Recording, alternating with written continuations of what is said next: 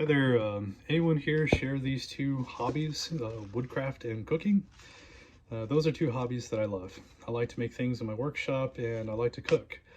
My quest to learn how to make fun and useful things in the workshop has led me to explore creating functional kitchen tools that are also works of art.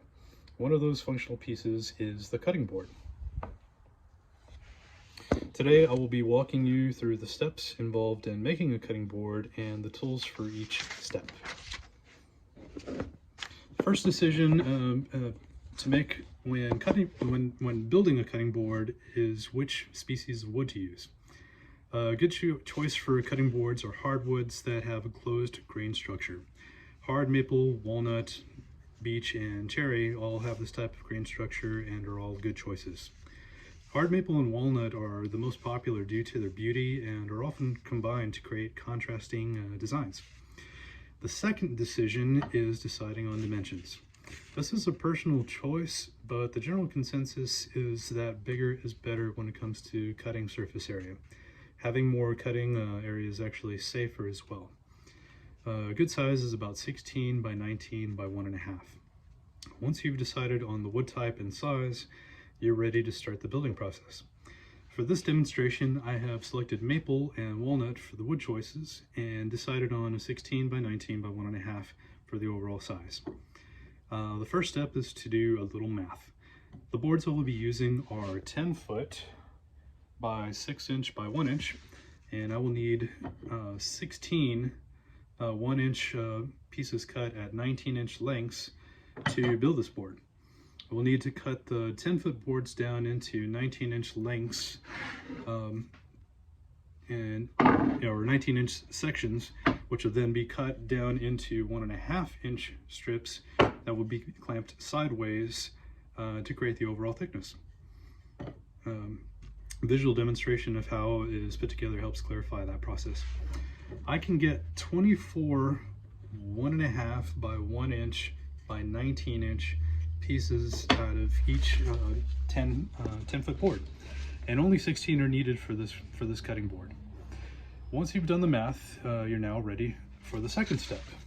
The second step is to measure and cut the 10-foot boards down on the miter saw. So the miter saw. I first set the miter saw with a stop block set at 19 inches, and then cut the entire board down into 19-inch pieces.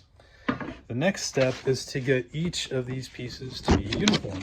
This involves running them over the planer, which flattens the boards, goes across the top, followed by running them through a joiner, which creates a uniform thickness, and that's this bottom part.